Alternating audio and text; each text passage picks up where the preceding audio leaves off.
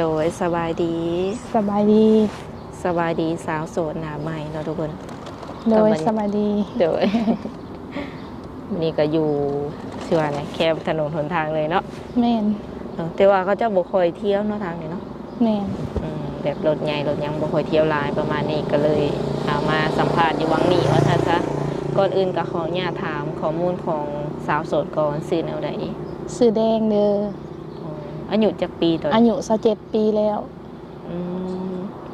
ผ่านมากับแบบเคยสร้างครอบครัวอยู่บ่หรือว่ายังบ่เคยสั่งมาแล้วแล้วก็อย่าห่างแล้วเป็นแม่ห้างเนาะแม่นเป็นแม่ห้างโดยมีลูกติดนำบ่มีลูกคืออันชื่อว่าไงอย่าห่างแต่ว่ายังบ่ทันมีลูกมีเต้านำกันแม่นยาขาดกันจบเจือแล้วบ่ยาขาดกันแล้วจิกใบยาห่างเรียบร้อยแล้วบ่ได้แบบคือถามนี่ก็ถามเพื่อไว้ว่าย่านแบบคนใหม่สิเข้ามาย่านเพิ่นมาหึกมาห่วงเนาะโดยแต่ว่ารับประกันโดยโสด 100%โสด 100% เลยโดยคือแบบว่าถึงเล็กหน่อยได้บ่แบบอยากถามว่าเลิกกันย้อนหยังจังซี่นะได้เพราะว่าเลิกกันก็ย้อนความบ่เข้าใจนี่แหละผิดกันมาหยอกมาแยกแล้วก็แบบอยู่นำกันแล้วมันบ่มีความสุขนะแล้วก็เลยแยกย้ายกันคืออันบ่ได้มีไผเลิกกับไผก่อนบ่มีแต่2คนเฮาเว้าเข้าใจกันเลยก็ต่างไผต่างไปแล้วก็ไปจิกใบยาห่างต่างคนต่างแบบเว้าเข้าใจกันแม่น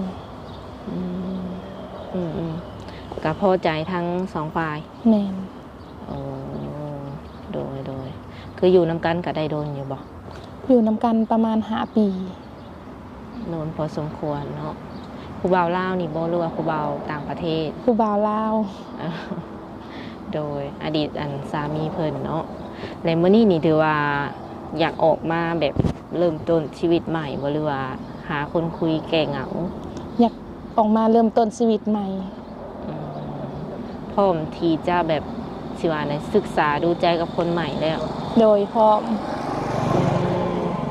โดยและเปิดใจในแบบรอบนี้หรือว่ารอบทำอิฐเนาะแน่นรอบทำอิฐรอบมีแบบสเปคอยู่บ่มาผู้ชายประมาณใดสเปคบ่มีแบบใดก็ได้ขอแต่ว่าลมกันเข้าใจนะผู้พังหน้าตาบ่ได้โฟกัสบ่ได้โฟกัสสิโลหรือบ่โลก็ได้เบิดแม่นอายุได้ซะเจ้าเองก็27เนาะคิดว่าอยากคุยกับผู้บ่าวประมาณจักปี5จักปีอยากได้รุ่นอ้ายนะให้อายุหลายกว่าเฮานะซ้ำได้ก็ได้ขอเพียงแต่ว่าใหญ่ขึ้นแม่นโดยอันใหญ่ขึ้นแล้วพร้อมโดยในใจนี่อยากคุยทางใดบ่เป็นพิเศษระหว่างฝั่งลาวฝั่งไทยหรือว่าอยู่ต่างประเทศจังซี่อยากได้ต่างประเทศก็ได้ฝั่งไทยก็ได้นะคือมักในใจตัวนี้เนาะแม่นคันว่าผู้บ่าวแบบบ้านใกล้เฮือนเคียงเลยซะบ้านใกล้เฮือนเคียงคันข้าเจ้าอยากล่มกะเปิดใจล่มค่ะก็ได้ก็ให้โอกาสคือกันแม่นให้โอกาสคือกันก็ถือว่าบ่ได้แบบโฟกัสหรือว่าบ่มีสเปคก็ว่าได้เนาะแม่นปัจจุบันนี้ทางเจ้าเองเฮ็ดเวียกเฮ็ดงานหยังปัจจุบันนี้เฮ็ดงานอยู่โรงงานกล้องเป็นซานิคอนเหรอแม่นซานิคอนคือมีมือผักอยู่บ่มีมือผักแต่มือวันอาทิตย์มือเดียวก็คือมื้อนี้แม่นจันทร์หาเสาร์นี่แม่เฮ็ดงานเลยแม่นจันทร์หาเสาร์เฮ็ดงานซึ่งสิมีแบบเวลาคุยกับผู้บ่าวอยู่บ่ก็คุยได้ยามพักเบรกแล้วก็ยามมื้อแลงคุยได้คือบ่ได้มีแบบโอทีบ่โอทีก็มือมีมือบ่มีหั่นน่ะแบบมันบ่คงที่เนาะแม่นมันบ่คงที่แต่ก็พอมีเวลาคุยได้อยู่มีเวลาคุยอยู่ โดยสมมุติกลางคืนนี่เฮาแบบว่างจักโมงหาจักโมงแบบสินะสูงสุดอ่ะกลางคืนก็ว่างแต่เวลา 7:00 นเลิกเวียกมาก็ว่างจนฮอด 10:00 นเลยหั่นน่ะจนฮอดนอน คุยได้ฮอดพุ่นเลยเนาะ แม่น อืมก็เวลาก็สิว่าไดคันสิคุยสายก็แม่นแนะนำเป็นกลางค่ำกลางคืนเนาะคันกลางเว้นนี่ก็ย่านเพิ่นบ่สะดวกเนาะเพราะว่าเฮ็ดเวียกแม่นบ่ แม่น เฮ็ดเวียกแต่กะกลางเว้นแล้วว่ะ แม่นเฮ็ดกะกลางเว้น เข้าได้โดนแล้วบ่นี่ เข้าแต่2017แต่9ปีเลย ป้าโดนพอสมควรเนาะ แม่น เงินเดือนหลายอยู่บ่ เงินเดือนก็บ่หลาย พอจะได้ซื้อกินบ่มีเก็บซ้ำ พอได้ใช้ได้จ่ายซื่อ แม่น ๆหากยังดีแต่ว่าตัวคนเดียวบ่มีลูกโดยเคยไปฝั่งไทยบ่ ทางไทยบ่เคยไป เออแบบเคยไปแบบนอกจากเหตุงานอยู่นี่แล้วเคยไปอยู่สายไกลสุดบ่ บ่เคยไปเลย โอ้ มีแต่เรียนจบม .7 แล้วก็เข้าโรงงานนี้เลย เอาง่ายๆก็คือแบบว่าบ่ได้ค่อยออกไปหลิงข้างนอกเนาะ แม่น ยังบ่มีประสบการณ์แบบว่าเกี่ยวกับภายนอกร้านปานใด แม่น ใหญ่มาเรียนจบมาแล้วก็เป็นเขาเฮ็ดงานเลย แม่น อยากไปอยู่บ่ในใจจ้ะ อยากไปอยู่แหละ ไปหลินไปยังแบบฟังตอกฟังไทยเนี่ยอยากไปอยู่ แม่นอยากไป คือเฮาออกมาเปิดใจนี่แบบสิว่าไดเฮาเฮ็ดแนวใดแบบหมู่คู่แนะนำบ่หรือว่าเฮาติดตามทาง YouTube เห็นหมู่คู่แนะนำมาแล้วก็เห็นใน YouTube แหน่นะ ใส่เวลาแบบตัดสินใจโดนบ่จังกล้าออกมาแบบเปิดใจสู่แบบโลกกว้างจังซี่นะ ประมาณ 3-4 เดือนนี่แหละ โอ้โดนเลยเนาะ โดนเติบ เป็นอะไรตอนแรกๆอายบ่ อาย คืออายซื่อๆที่บ่ได้แบบย่านอีหยังติ อายซื่อๆบ่ได้ญาติหยัง อ๋อแต่ว่าตอนนี้นี่อันควบความกล้าได้แล้วบ่ เงินกาแล้ว บ่อายแล้วตอนนี้เนาะ บ่อายแล้ว ซิวๆแม่นบ่โดยบางคนที่สิเข้ามาคุยนี่อยากได้คนที่ว่ามีอาชีพการงานเฮ็ดเท่านั้นบ่หรือว่าสาวไร่ชาวนาพ่อค้าสาวขายนี่ก็มักคือกัน ได้เมิด โอ้ลักๆนี่มักนิสัยประมาณใดแบบเจ้าลองเว่าให้ FC ฟังแหน่ นิสัยบ่ แม่นิสัยผู้ชายที่ว่าเฮามักจังซี่นะ เอาใจ อืม นะเพราะว่าเคยเอาผัวมานะผู้ชายแบบบ่เคยเอาใจเลยนะแต่ก็เลยแบบว่าจักว่าได้ขาดความหักบ่ อยากมีโมเมนต์แบบว่าเจอคนที่ว่าเอาใจแน่ แม่น บ่เคยได้รับแบบว่าสิว่านี่ความรักจากกระเจ้าเลยบ่ วันสำคัญอีสังกับบ่มีของขวัญให้ โอ้บ่ว่าบ่ บ่มีเลย ความจริงบ่ ความจริงอันนี้ค่ะ เฮ็ดอะไรซะได้แต่น้อยใจ ได้แต่น้อยใจ บ่ได้บอกเขาบอกว่าเฮาก็อยากมีโมเมนต์หวาน ก็บอกแต่เขาเจ้าก็บ่เฮ็ดให้หันนะ ๆเออ เขาเซยซา คือเก่าแม่นบ่ คือเก่า เออคือมีสินสมศักดิ์หยังนำกันแล้วบ่ บ่มี ปัจจุบันนี้เจ้าอาศัยอยู่กับไผซะ อาศัยอยู่น้ำพ่อน้ำแม่ กลับมาอยู่น้ำพ่อน้ำแม่คือเก่าบ่ แม่น ตอนที่ว่าเอากันนี่ก็อยู่น้ำพ่อน้ำแม่บ่หรือว่า แม่ ไปอยู่เฮือนเพิ่น ตอนนั้นเอากันนี่ก็อยู่เฮือนน้ำพ่อน้ำแม่นี่แหละ อ๋อมีอ้ายน้องจักคน มีอ้ายหนึ่งน้องหนึ่งรวมกัน3คนทั้งข้อยเอง น้องยิงบ่หรือว่าน้อง ผู้ ชาย ชาย โอ้ผู้หญิงผู้เดียว แม่นผู้ห ก็ ญิง คือเจ้า แม่น จักว่าเพิ่นบ่ให้ออกเฮือนบ่คณะผัวนี่ เอาผัวบ่อันออกได้ คันมีอันสิว่าในเนื้อคู่เนาะหรือว่าเจอคนที่ว่าเพิ่นฮักแท้อาจจะแบบว่าออกเฮือนไปอยู่นำเพิ่นได้ ออกได้ คือสมมุติว่าเพิ่นบ่ได้อยู่แถวบ้านเฮาเนาะเป็นหนุ่มทางไกลอย่างเช่นฝั่งไทยบ่หรือว่าอยู่ต่างประเทศบ่จังซี่ก็ไปอยู่ได้บ่ ไปอยู่ได้ พร้อมติ พร้อม เพิ่นเข้ามาปุ๊บเพิ่นเห็นเฮาปั๊บจังซี่นะเพิ่นอยากได้แบบเป็นลูกเป็นเมียอยากมาแต่งมาขอเลยนี่ ได้ เลย ได้เลย เอาเว้าแท้ แท้พร้อมเปิดใจเลย แบบว่าต้องใช้เวลาโดนบอก บ่ต้องใช้เวลาโดน มามือใดก็เอามือนั่นบ่ว่าอีหลีได้ แม่นมามื้อใดก็เอามื้อนั้น หุ่นนะใจเด้ โส นี่ ดเกินร้อยนะ โดยถึงว่าเพิ่นสิ ก็มีได้มีฮอดรุ่น70กว่าก็มีแต่ว่าเพิ่นยังแข็งแรงเนาะเพราะว่าเพิ่นอยู่ทางต่างประเทศก็คือว่าอะไรเพิ่นก็สิแข็งแรงกว่าอยู่ทางแถว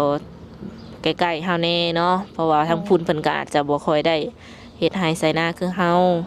สุขภาพร่างกายเพิ่นก็อาจจะยังดีกว่าว่าซั่นซะรับได้บ่คันซำนั้นรับได้ใจเนาะแบบว่าเอาเลยเพิ่นว่า แม่น โดยโดยก็คือแบบมีสองทางติดต่อให้เพิ่นอยู่บ่สมมุติเพิ่นอยากคุยนำเฮานี่นะมีมีหยังแน่แจกเพิ่น LINE Facebook แจกทั้งสองบ่แม่นเบอร์โทรนี่ก็มีเบอร์โทรก็มีเล่นแอปเด่นอิหยังได้ปกติบ่แม่นเล่นแอปได้ปกติ LINE นี่ตั้งเรียบร้อยบ่ตอนนี้ตั้งเรียบร้อยแล้วโอเคเนาะมีแต่ว่าคันคนใดที่แบบว่าอยากจริงจังอยากสร้างครอบครัวก็เพิ่นก็แม่นทักแชทมาได้เนาะทุกคนคือขออนุญาตถามแบบเคยมีแบบโมเมนต์แบบว่าสิว่าไดโตน้อยบ่โตน้อยโตพร้อมแบบจอยจังซี่นะแม่นเคยมีเคยจอยอยู่เดี๋ยวนี้น้ำหนักขึ้นเฮ็ดเวียกหลายบ่นั่นใดเฮ็ดเวียกหลายแน่แล้วก็เมื่อยแล้วก็กินหลายแน่แม่นตอนนี้นี่อยู่ที่เท่าใดน้ำหนัก90ตอนนี้ล่วงสูงได้ซะแบบล่วงสูง158ปอตัวเกือบแบบว่าสิว่าไดเกือบ170เนาะแม่นคืออยากแบบสิว่าไดสมมุติว่ามีแฟนและแฟนอยากให้แบบสิว่าไดรักษาสุขภาพอย่างเช่น90นี่ลดลงอีกจังซี่นี่เฮาพร้อมอยู่บ่พร้อมที่จะเข้าฟิตเนสหยังลดอยู่โอ้เพราะว่าตอนนี้ก็กำลังควบคุมอาหารตัวเองอยู่นะกำลังลดหากมันต้องลงได้เนาะคันว่าอยากลงนี่เพราะว่าเพิ่นเคยแบบจ่ออยู่แม่นหากคันว่าก็มีคนใดที่ว่ามักแบบสไตล์เพิ่นนี่ก็คือแบบโอเคเลยบ่ลดก็ได้เนาะแม่นก็พร้อมทั้งสองแบบปรับเปลี่ยนหากันแม่นบ่พร้อมปรับเปลี่ยน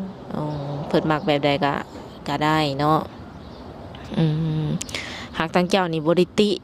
คนที่สิเข้ามาบ่ติพร้อมเปิดใจแม่นคือสิว่าในเปิดใจแบบร้อยเลยแม่นล่ะวะแม่นพ่อแม่เฮาเพิ่นโอเคบ่ที่ว่าเฮาแบบออกมาเปิดใจหาคู่ชีวิตอีกครั้งไอ้นะโอเคเพิ่นบ่ได้ว่าแนวใดบ่เราบ่ได้ว่าแนวใดคือเพิ่นก็บ่ได้บ่งว่าเอาต้องคบคนประมาณนั้นประมาณนี้เด้อลูกจังซั่นจังซี่เราบ่ได้บ่งขอเพียงแต่ว่าลูกหักเขาแล้วก็หักเขานำขออนุญาตถามแบบพ่อเพิ่นอายุประมาณเท่าไหร่กับแม่พ่ออายุ51ปีแม่ก็อายุ51ปีเท่ากันเนาะเท่ากันคือเป็นตาเพิ่นสิรับได้อยู่บ่สมมุติว่ามีลูกเคยรุ่นเดียวแบบกับเพิ่นจังซี่นะรับได้เราบ่ได้ติดอกมาเจ้าเองก็ชงสิรับได้อีหลีเด้อเว้าจากใจได้ว่าจากใจเลยรับได้เพราะว่ามักผู้บ่าวรุ่นอายุใหญ่อยู่แล้วนะคันพามาเปิดโตกับหมู่กับคู่อ่ะบ่อายบ่บ่อายเพราะว่าเจ้าเองก็สิว่านี่อายุยังบ่เลข3ซ้ำเนาะ27นึงหั่นน่ะทุกคนก็เลยว่าถามเผื่อไว้หากทางสาวเปียงเองก็หวังว่า FC หลายคนคือสิแบบถึกตาถึกใจกับเพิ่นอยู่เนาะเพราะว่าเพิ่นเองก็เป็นตาแพงในทุกคนตัวจริงเพิ่นเนาะเป็นคนสิว่าเลยเป็นตาแพงมีสีหักในโตเพิ่นเนาะยิ้มหวาน มักไปหลินไปเที่ยวอยู่บ่เวลาเลิกเวียกเลิกงานมาบ่ค่อยไปมีแต่เลิกเวียกมาแล้วก็อาบน้ำนอนบ่ได้ไปแบบปาร์ตี้คือเขาบ่ได้ไปเพราะว่ามีแต่คันไปมันไปเฮ็ดเวียกยากหั่นน่ะส่วนหลายบ่ได้ไปเลยบ่เคยปาร์ตี้เลยนะมีแต่ไปวันเกาะวันเกิดหมู่ซื่อไปงานแบบว่าเอียงปกติแน่นคือบ่เคยเลยอันว่าไฟแสงสีคือเขานะบ่เคยเลยโดยหากคันว่าผู้บ่าวแบบสิว่าได้มักเล่นมักเที่ยวกินเหล้ากินเบียร์นี่ก็ให้โอกาสเพิ่นอยู่บ่ก็ให้เพิ่นไปโดนๆเทื่อเนาะไปได้ก็อนุญาตอยู่บางครั้งบางคราวมีหนวดมีเคราจังซี่นี่มักบ่ ได้ สูบยาก็ได้บ่ สูบยาก็ได้เพราะว่าเขาบ่ได้ห้ามแล้วแต่เขาเลยนะ แต่ทั้งเจ้ากับบ่ได้แพ้บ่ได้หยังบ่ บ่ บ่ไม่มีโรคประจำตัว บ่มี โอ้สุดยอดเนาะ ถือว่าสิว่าได้ทางสาวโสดคนนี้ก็เป็นอีกคนหนึ่งที่ว่า FC ของข่อยตามหามาโดนเนาะคนที่ว่าใจถึงเนาะทุกคนพร้อมแบบสร้างครอบครัวเลยประมาณนี้หั้นนะคันว่าเพิ่นจะมาหาตัวจริงนี่เฮ็ดแนวใด มาหาได้เลยอยู่เพื่อน โอ้พร้อมให้มาหาเลย พร้อมให้มาหาเลย มามือใดก็ได้บ่ แน่นมามื้อใดก็ได้ สิเจอเจ้าบ่ซัก เจอเพราะว่าคันมาเฮาก็ลาเวียกได้นะ โอ้คือสามารถแบบลาเวียกเพื่อเพิ่นได้เลย แน่น บ่ว่าสิเป็นมื้อจันทร์ถึงอาทิตย์แม่นได้ทุกมื้อนะว่าซั่น ได้ ซะ ทุ เนาะ กมื้อ คันเพิ่นสินัดไปเจออยู่ฝั่งมุกดาหารทางเจ้าไปได้บ่ ไปได้ คิดว่าสิไปกับไผสมมุติเพิ่น ไปกับหมู่ หมู่นี่แบบเอาไปหลายบ่ หมู่ก็ไปประมาณ 2-3 คนนี่นะ อ๋ออันนัดเดทครั้งแรกเลยเนาะ แม่นถึงแล้วนัดเดทครั้งแรกเพราะว่าเฮาเองก็บ่ฮู้เนาะว่าเพิ่นเป็นประมาณใดหั่นแหละก็ไปหลายคนก่อนอุ่นใจ แน่น โดยก็มีแต่ประมาณนั้นแหละเนาะทุกคนเพราะว่าทางสาวเพียงเองก็โอ้ลมกับเพิ่นก็ค่อนข้างว่าหลายพอสมควรแล้วเนาะหักลักๆนี่เจ้าเป็นคนใจร้อนหรือใจเย็นนี่ ก็เป็นคนใจห่อนหน่อยหนึง โอ้แบบว่าคันบ่ถูกใจนี่หายเลยบ่ บ่ถึกใจหายเลย หายไวดีไวนะ โดยหายไวแล้วก็ดีไวอยู่ แน่น โดยสุดท้ายนี้ทางสาวเปียงเองก็สิได้ขออนุญาตมอบเงินไว้ให้เพิ่นเติมบ้านเติมเบอร์เนาะ100,000 กีบเนาะเป็นเงินของผู้ใหญ่ใจดีที่ว่าซัพพอร์ต YouTube ของขอยอยู่เนาะเพิ่นก็ฝากให้สาวโสดแต่ละคนไว้เติมบัตรว่าซั่นซะได้กับขอให้พ่อแบบเนื้อคู่ไว้เด้อ เลยโอ้ยขอบใจ โดย